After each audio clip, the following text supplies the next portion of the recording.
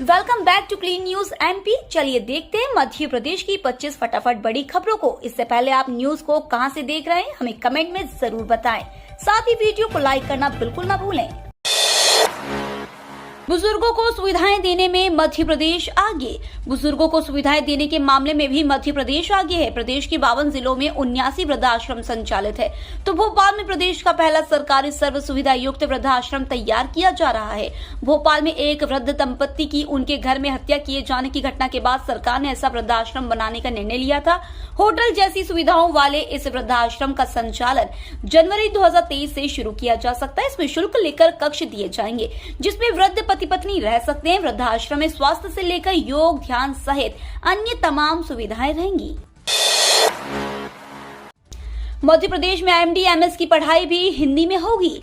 MBBS के बाद MD-MS की पढ़ाई भी हिंदी में कराने की तैयारी है। इसके लिए किताबें तैयार करने का काम जल्द शुरू होगा।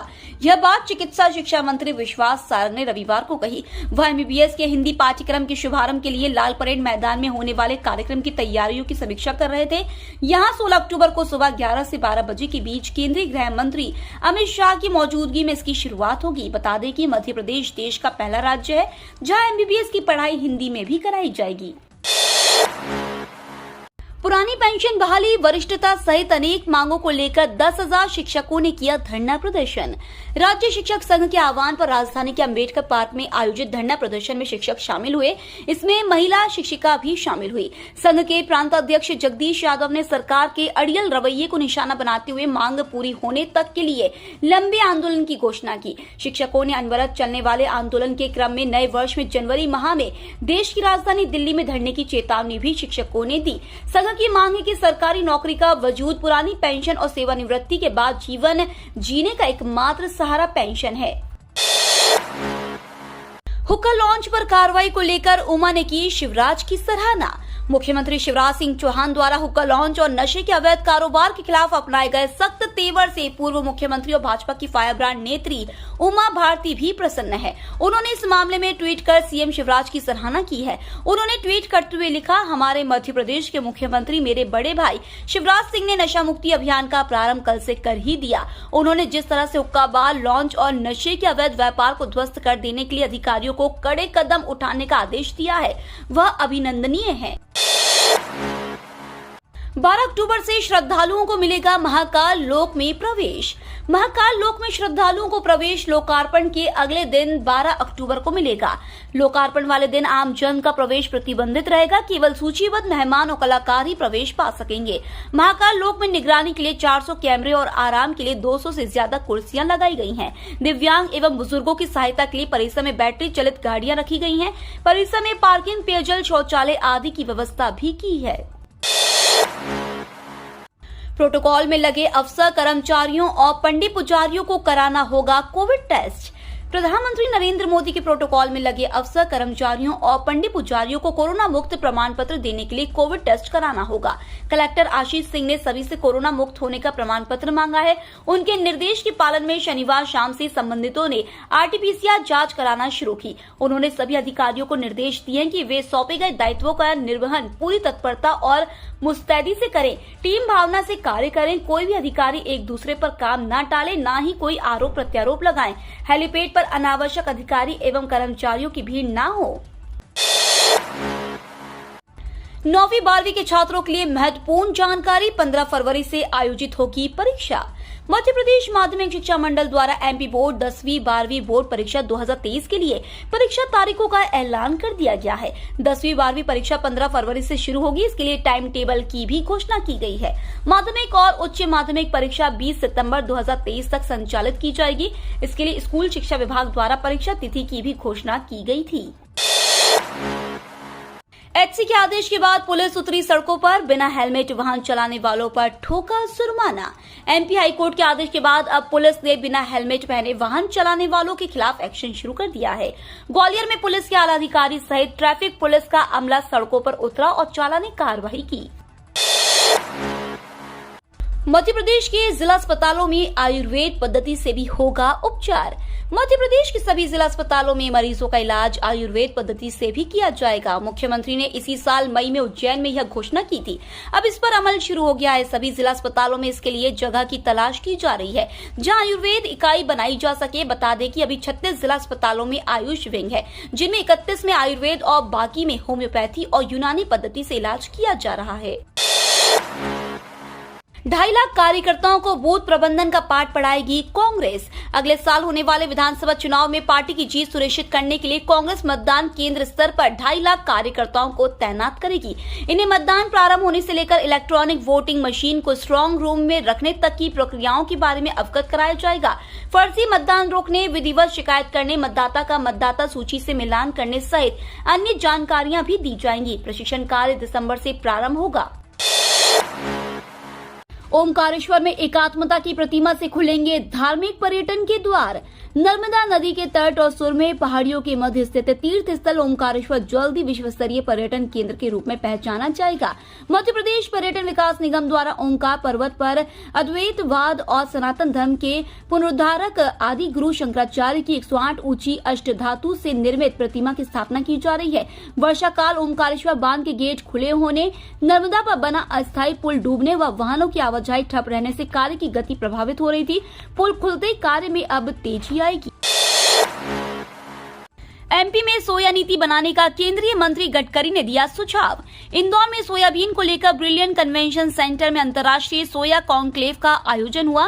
कॉन्फ्रेंसिंग से इसका हिस्सा बने केंद्रीय परिवहन मंत्री नितिन गडकरी ने मध्य प्रदेश को अपनी अलग से सोया नीति बनाने का सुझाव दिया। उन्होंने कहा कि भारत खाद्य तेलों का सबसे बड़ा आयातक है। देश में सोयाबीन की उत्पादकता अमेरिका और दक्षिण अमेरिकी देशों के मुकाबले काफी कमजोर है। मंच पर मौजूद प्रदेश के कृषि मंत्री कमल पटेल से केंद्रीय मंत्री गडकरी ने कहा कि इस बारे में विचार करें। मध्य प्रदेश में वर्षा से सोयाबीन, धान, सब्जी सहित अन्य फसलों को नुकसान। मध्य प्रदेश में गुरुवार से शनिवार तक हुई वर्षा के कारण खरीफ फसलों को नुकसान पहुंचा है। कई जगह खलिहान में कट कर रखी फसलें प्रभावित हुई हैं। कई स्थानों पर धान की फसल खेतों में ही बिछ गई। यही स्थिति सोयाबीन और सब्जियों की फसल को लेकर भी है। मूंग, उड़द और मसूर भी प्रभावित हुई हैं। इस बीच रबी फसलों की बोवनी के लिए किसान खेत तैयार नहीं कर पा रहे हैं। बोवनी पिछड़ने की आशंका है। मध्य प्रदेश के खंडवा में ईद मिलादुन्नबी के जुलूस में सर तन से जुदा के नारे लगे। ईद मिलादुन्नबी का जुलूस मुस्लिम समाज जन द्वारा रविवार को उत्साह से निकाला गया। शहर के अलग अलग मुस्लिम क्षेत्रों से जुलूस लेकर मजहबी नारे लगाते हुए युवा इमलीपुरा पहुंचे। यहां इमलीपुरा चौराहे से शहर काजी सैयद निसार अली के नेतृत्व में ईद का मुख्य जुलूस निकाला गया। बड़ा बम चौराहे से आगे निकलते जैन फोटोकॉपी की दुकान के सामने जुलूस में शामिल युवकों ने नारे लगाना शुरू किए। मजहबी नारे लगा रहे युवक अचानक भड़काऊ नारे लगाने लगे। गुस्ताखे नबी की यही सजा, सर तन से जुदा के नारे लगाए। आज पूरे मध्य प्रदेश में वर्षा होने की संभावना। राजस्थान पर बने चक्रवात के कारण अरब सागर से लगातार मिल रही नमी के चलते मध्य प्रदेश में रुक रुक कर वर्षा होने का सिलसिला जारी है। मौसम वैज्ञानिकों के मुताबिक आज से वर्षा की गतिविधियों में और तेजी आने की संभावना है। महाकाल लोक लोकार्पण की तैयारियां देखने पहुंचे मुख्यमंत्री शिवराज। ज्योतिर्लिंग महाकालेश्वर मंदिर के नव विस्तारित क्षेत्र महाकाल लोक के लोकार्पण समारोह और प्रधानमंत्री नरेंद्र मोदी के आगमन की तैयारियां देखने रविवार शाम मुख्यमंत्री शिवराज सिंह चौहान पहुंचे। वे समारोह में मंची प्रस्तुति देने वाले संस्कृति विभाग से संबद्ध कलाकारों की रिहर्सल भी देखेंगे। महर्षि वाल्मीकि धाम भी जाएंगे। सीएम ने मीडिया से बातचीत में महाकाल लोक को अद्भुत बताते हुए कहा कि सब तरफ महाकाल महाराज का आशीर्वाद बरस रहा है। अवंतिका उत्साह में डूबी है। एक महासंकल्प पूरा हो रहा है। इंदौर और रतलाम सराफा बाजार में सोने और चांदी के रेट में गिरावट। इंदौर सराफा बाजार में सोने और चांदी के दामों में गिरावट देखने को मिली है। यहां सोने का रेट 100 रुपए गिरकर 52,400 रुपए प्रति 10 ग्राम और चांदी का रेट 500 रुपए गिरकर 59,500 रुपए प्रति किलोग्राम पहुंच गया है। वहीं आरटीजीएस में सोने और चांदी के रेट को कुछ मजबूती मिली है। सराफा व्यापारियों को उम्मीद है कि दीपावली से पहले बाजार में रौनक आएगी। सरकारी स्कूलों में पालकों को बुलाकर बताएंगे किस विषय पर है बच्चे की रुचि। सरकारी स्कूलों में भी प्राइवेट स्कूलों के तर्ज पर पेरेंट्स टीचर मीटिंग की शुरुआत की गई है। इसके तहत पालकों को स्कूल बुलाकर बताया जाएगा कि उनके बच्चों की रुचि किस विषय में ज्यादा है। साथ ही पढ़ाई में बच्चों की कमजोरी को दूर करने के लिए सुझाव भी देंगे। 1 माह में 2 बार बैठक लेंगे। इस अक्टूबर में जल्द ही पालकों के साथ बैठक होने वाली है। बच्चा घर में पढ़ रहा है या नहीं, इसके बारे में भी जानकारी ली जाएगी। दूसरे वनडे में भारत की 7 विकेट से जीत। रांची में भारत और साउथ अफ्रीका के बीच खेले जा रहे वनडे इंटरनेशनल सीरीज के दूसरे मुकाबले में भारत ने 7 विकेट से जीत दर्ज की। टीम इंडिया ने बेहतरीन तरीके से रन चेंज करते हुए जबरदस्त जीत हासिल की।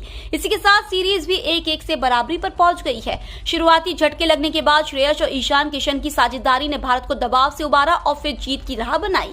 श्रेयस अय्यर ने 111 गेंदों में नाबाद 113 रन बनाए। ईशान किशन ने भी शानदार बल्लेबाजी करते हुए 84 गेंदों में 93 रन बनाए। 24 घंटे खुली रहेगी दिल्ली, रात में भी की जा सकेगी शॉपिंग। दिल्ली में रहने वालों के लिए एक अच्छी खबर सामने आई है। अब दिल्ली 24 घंटे खुली रहने वाली है। इसमें online shopping, delivery, shops, hotel, restaurant और ट्रांसपोर्ट से जुड़ी चीजें शामिल है। लगभग 300 प्रतिष्ठान 24 घंटे खुले रहेंगे। LGVK सक्सेना की ओर से इस बात की अनुमति दे दी गई है। अब दिल्ली वासी नाइट लाइफ भी एंजॉय कर सकेंगे।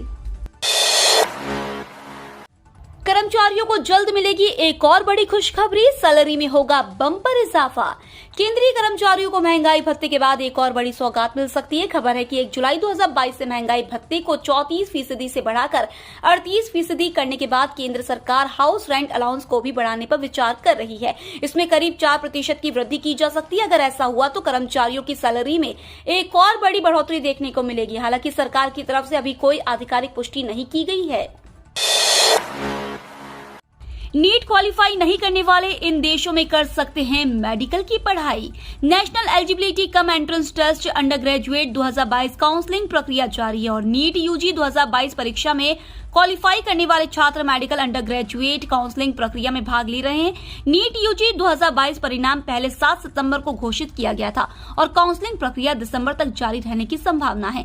जो छात्र नीट में अर्हता प्राप्त नहीं कर सके उनके लिए भारत में मेडिकल की पढ़ाई करने का एकमात्र प्रवेश द्वार विदेश में मेडिकल की पढ़ाई कर सकता है। बांग्लादेश, कजाकिस्तान, किर्गिस्तान, फिलीपींस जैसे देश है जहां मेडिकल पढ़ाई की लागत भारत से सस्ती है।